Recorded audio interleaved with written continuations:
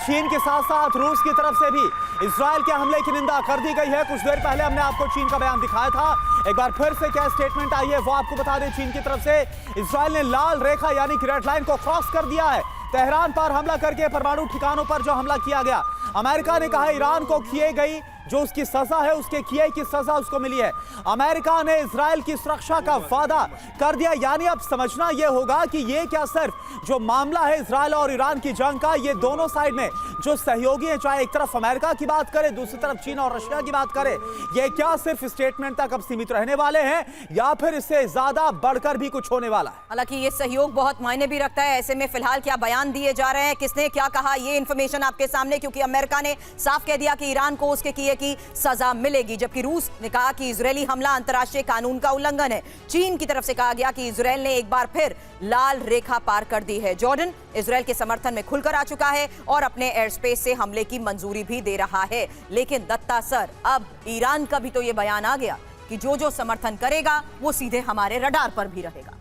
देखिए, ऐसा कि ईरान की क्षमता तो है मिसाइल टेक्नोलॉजी में, लेकिन अगर वो इजराइल के अलावा किसी और मुल्क के ऊपर हमला करता है जो उसके पास उसके प्रॉक्सीज भी तो हैं। प्रॉक्सीज हैं, वो तो पहले प्रॉक्सीज बहुत इस्तेमाल कर चुका है। लेकिन अगर बाय चांस उन्हें कोई अमेरिकन बेस के ऊपर हमला कर दिया तो अमेरिका और इजराइल मिलके ईरान के ऊपर काउंटर अटैक कर देंगे और ईरान वो नहीं झेल पाएगा। ईरान को ये मालूम है कि अगर इसके अंदर यूएस से असॉल्ट में आ गया तो वो उसके लिए बहुत भारी पड़ जाएगा। स्टेटमेंट देकर इंडिकेट भी तो कर दिया है कि ईरान अकेला भी तो नहीं है। अगर वहां अमेरिका है तो यहाँ पर रूस और चीन भी है, इसको नजरअंदाज कर सकते हैं क्या? देखिए, ऐसा है कि ये वही हालात है जैसे यूक्रेन और रशिया के बीच में है। जिसके ऊपर बम गिरते हैं उसको मालूम है बम का असर क्या होता है। पीछे से प्रॉक्सी से मदद करने वाले को कोई फर्क नहीं पड़ता है। लेकिन अगर कोई ईरान और इजराइल और यूएस इजराइल के उसके ट्रोइका में आएगा तो ज़्यादा नुकसान ईरान का हो जाएगा। ईरान के लिए ईरान इस नुकसान को क्या आगे झेल पाएगा? रिजवी सर, सवाल इसलिए कर रही हूँ क्योंकि क्या अभी भी अमेरिका एक्सपेक्ट कर सकता है कि ईरान टेबल पर बातचीत के लिए आ जाए, डील? देखिए, मुझे नहीं लगता कि टेबल के ऊपर ईरान आएगा। जिद उन्होंने पकड़ रखी है, लेकिन उनको रेजिस्टेंस अपनी कंट्री में मिलने जा रहा है बहुत जल्दी। वहाँ का लोग खड़े होने जा रहे हैं जो इस रजीम से खिलाफ है। परसेप्शन देख रहे हैं पब्लिक में?